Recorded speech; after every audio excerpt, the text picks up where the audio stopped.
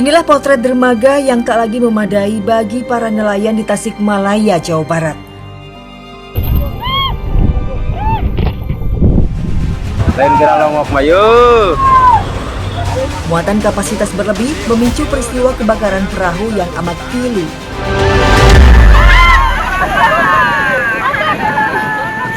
Tak hanya nelayan, kisah bertahan hidup para ibu lansia menjadi cerita perjuangan warga pesisir di selatan Pulau Jawa. Yang penting mah bisa makan dan hidup. Selamat datang di Indonesiaku.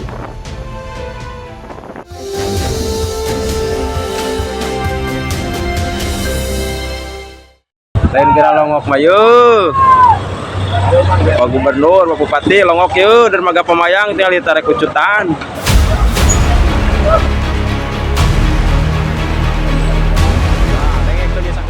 Akhir tahun 2024 kemarin bukanlah cerita penutup yang bahagia bagi nelayan di Laut Selatan Jawa.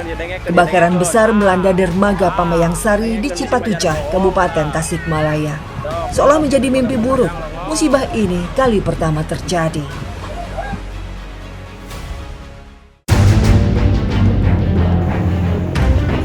Seperti inilah kondisi dermaga Pamayang Sari usai peristiwa kebakaran. Posisi perahu yang berhimpitan jelas memperlihatkan dermaga ini sudah melebihi kapasitasnya. Hal itu pula yang menjadi salah satu faktor rawan terjadinya kebakaran. Mayoritas warga di Pamayang Sari, Tasikmalaya menggantungkan hidup mereka dari laut. Hingga kini, sebagian besar kisah perjuangan warga pesisir masih memupuk angan. Sukarli, pria Parubaya yang sudah puluhan tahun menjalani keseharian sebagai nelayan, mengalami pasang surut kehidupan saat melaut. Salah satu kendalanya yakni harga BBM yang dilematis. Ia kini menjadi anggota koperasi nelayan guna mendapat pasokan bahan bakar lebih murah. Pokoknya satu ini tuh 10 liter full ya? Tak dipungkiri, BBM yang menjadi kebutuhan utama pekerjaannya belum tentu berbalik modal. Kini, harga 1 liter bensin untuk perahu yakni Rp11.000. Sukarli setidaknya mengeluarkan Rp110.000 saat hendak berangkat melaut. Setiap hari, Sukarli didampingi istrinya sampai ke dermaga sebelum mengawali aktivitas mencari nafkah. Di tengah kondisi cuaca tak menentu, banyak kekhawatiran yang timbul bagi mereka para istri nelayan. Tak ada pilihan. Mau tak mau, sang kepala keluarga harus tetap berjuang demi bertahan hidup sehari-hari. Usai berpamitan, kami pun bertolak keluar dari area parkir perahu.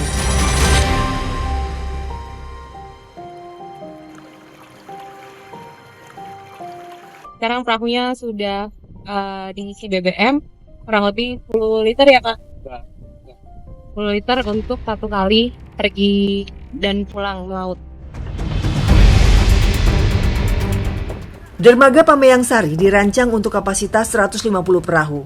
Kini banyak masyarakat yang beralih profesi menjadi nelayan sehingga sudah ada sekitar 300 perahu yang bersandar atau setara 2 kali lipat kapasitas dermaga. Bertahun-tahun keadaan seperti ini didiamkan. Tak ada rehabilitasi dermaga, walau sudah tidak memuat daya tampung lagi. Tempat singgah para nelayan yang seharusnya menjadi lokasi aman bagi perahu mereka, kini terancam keberadaannya. Ini juga beberapa kali nyangkut bagian tiang tongkat perahu ini.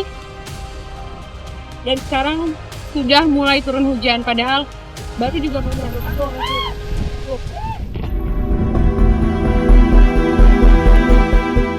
Di awal tahun seperti sekarang bukan menjadi waktu yang baik untuk melaut.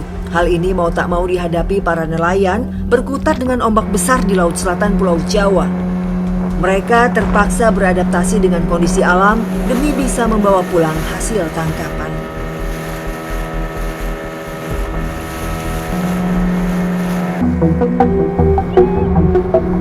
Pendapatan yang ditentukan oleh cuaca dan alam membuat mereka pasrah dan berserah. Namun amat bersyukur ketika ikan terperangkap. Jaring yang dipasang dari hari sebelumnya memiliki panjang lebih dari 15 meter dan mampu menampung bobot sekitar 50 kg. Jaring ini merupakan satu-satunya alat menangkap ikan bagi para nelayan di sini.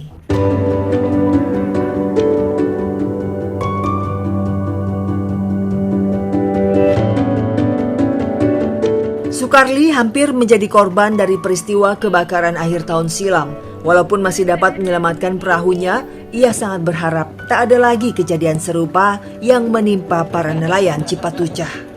Gimana tuh Bapak menyelamatkan perahu Bapak? Ya dimatiin yang kebakar aja itu. Soalnya kan kendalanya itu nggak bisa kemana-mana itu kalau pelabuhan. Kenapa Kak?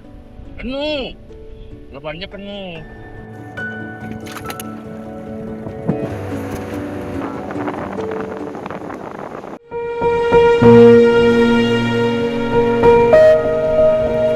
Hasil tangkapan hari ini dirasa Sukarli kurang memuaskan. Ikan besar hanya datang saat musim angin tertentu di laut. Dengan kondisi apa adanya, Sukarli tetap berupaya menjual hasil yang ia dapatkan dari melaut. Ikan yang dibawa untuk dijual hanya diberi harga Rp10.000 per kilogramnya. Ini mah termasuk sedikit gitu ya?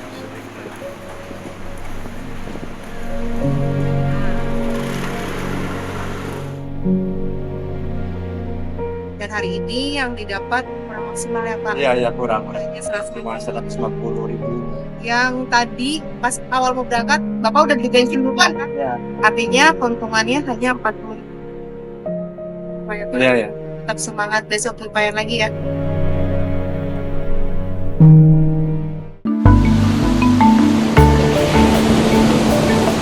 Kehidupan lain yang bergerak di pesisir Cipatujah mengandalkan tepian pantai sebagai lokasi mencari sumber penghasilan.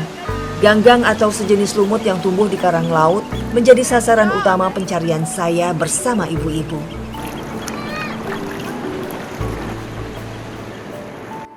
Seperti ini kondisi ombaknya kalau menerjang kami yang ada di tepi pantai ini itu bahaya sebetulnya karena di bawah itu karang. Ya Mak ya? Ya Mak ya? Ya. Saya nih yang minta tolong dituntun. Ya. Maaf ya Mak. Ya. Bagi warga pesisir, tumbuhan seperti ganggang dapat dimanfaatkan menjadi salah satu bahan pangan. Maka tak heran pekerjaan mencari ganggang seperti para ibu di sini masih dilakoni.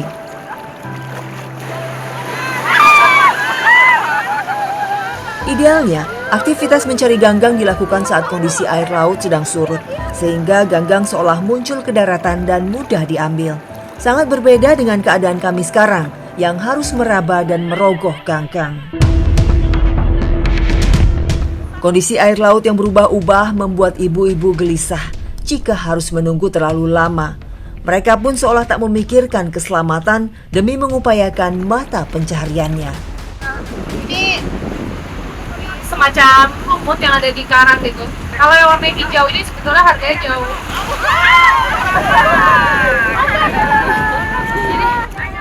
Jadi itu kondisinya penuh was-was ya karena cukup bahaya sebetulnya. Mau gimana lagi, dari sinilah, dari tepian pantai inilah yang menjadi sumber penghasilan mama di sini.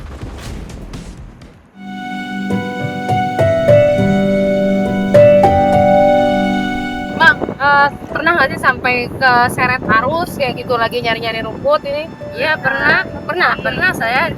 Ya sampai dalamnya itu sampai 3 meter lah gitu. Ya minta tolong lah sama teman gitu. Ya memang saya ini usahanya cari rumput kayak gitu kan. Ya ditolong sama teman ya cari lagi kayak gitu. Ya mama. Berdiri.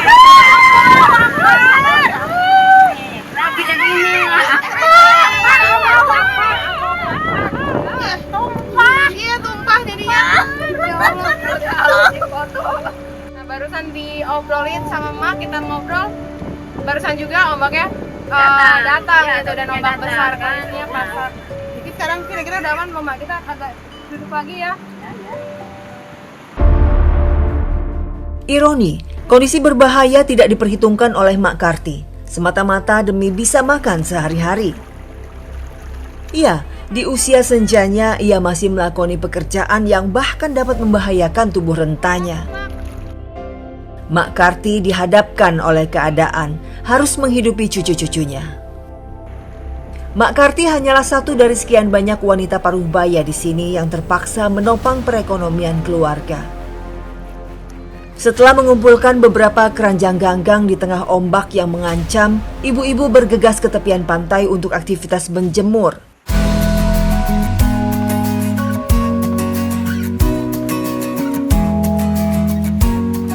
Ganggang memiliki nilai jual ketika sudah tak memiliki kadar air laut. Nah, ini ada 2 jenis sebetulnya yang diambil sama ibu.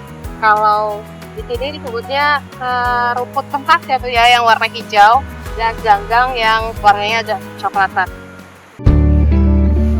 Tumbuhan ganggang yang sudah kering segera dikemas untuk dibawa ke pos ronda kampung.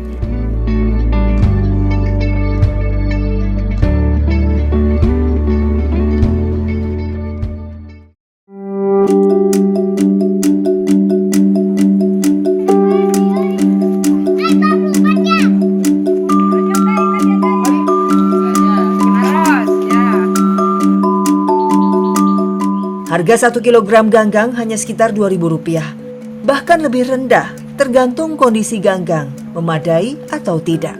Sungguh memilukan.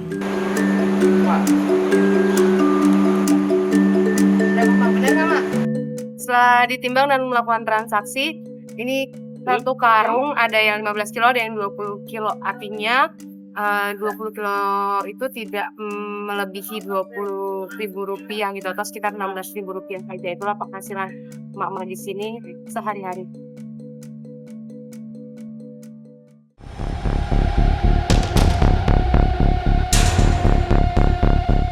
Sukarti, nenek berusia lebih dari 70 tahun ini masih serabutan mengerjakan hal lain selain mencari ganggang. Di kampungnya, sebuah ban karet besar dijadikan sebagai kendaraan melaut untuk sebagian nelayan. Mak Karti mencari pendapatan lain untuk merakit tali tambang pada ban, atau warga di sini menyebutnya mengarut. Penghasilan yang didapat untuk satu ban berukuran besar sekitar Rp150.000. Namun pekerjaan seperti ini tak datang setiap hari. Di sini ada juga nelayan yang juga punya perahu. Mereka mencari hasil lautnya itu dengan menggunakan ban. Dan ibu-ibu tugasnya ini nih, bikin tali tambang di ban perekat seperti ini, yang juga untuk penghasilan tambahan ya, Mak. Ya. Mak Karti berperan seperti menanggung beban sebagai kepala keluarga. Padahal di hari tuanya seharusnya dirinya lah yang dirawat oleh anak-anaknya. Apa daya, anak-anak Mak Karti semuanya pergi merantau dan menitipkan cucu pada Mak Karti. Mak kerja juga buat cucu? Iya, ini buat besarin cucu. Ibunya kan ke Jakarta gitu. Ini kan dari kecil sama emak. Ini belum masuk TK lagi ini. Jadi Mas sampai sekarang masih gigih kerja demi membesarkan cucu? Iya. Gimana Dek? Demi cucu. Mak, keinginannya apa sih sebenarnya di masa tua seperti sekarang ini, nggak lebih diperhatikan lagi? Ya, pengen diperhatikan sama Bapak Presiden itulah. Warga pesisir seperti Mak Karti amat menanti realisasi janji pemerintah sekarang yang menyebut akan memihak terhadap kaum wong cilik. Kenyataannya, masih banyak rakyat kecil yang merintih kesulitan dan membutuhkan uluran tangan pemerintah.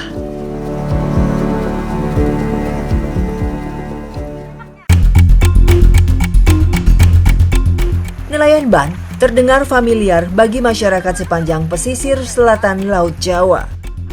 Ya, pergi ke laut dengan tenaga manual mendayung di atas ban kerap ditemui di sini.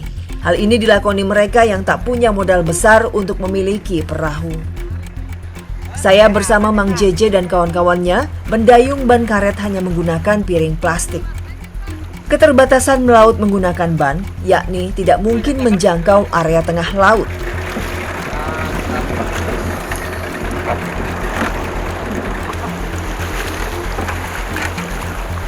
Nah, disinilah spot kami menarik jaring yang sudah dipasang dari semalam ya, Mang Jeje. Jaringnya itu ada kurang lebih 100 meter.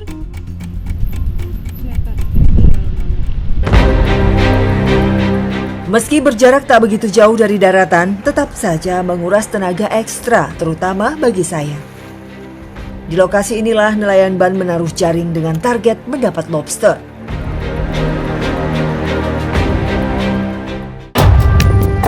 Miris, sampah yang tersangkut di jaring nelayan seolah menjadi potret ekologis laut yang sudah tidak lestari. JJ yang sudah lama menjajaki spot ini untuk mencari lobster, kini hanya bisa pasrah. Perjuangan dan upayanya yang luar biasa terasa sia-sia.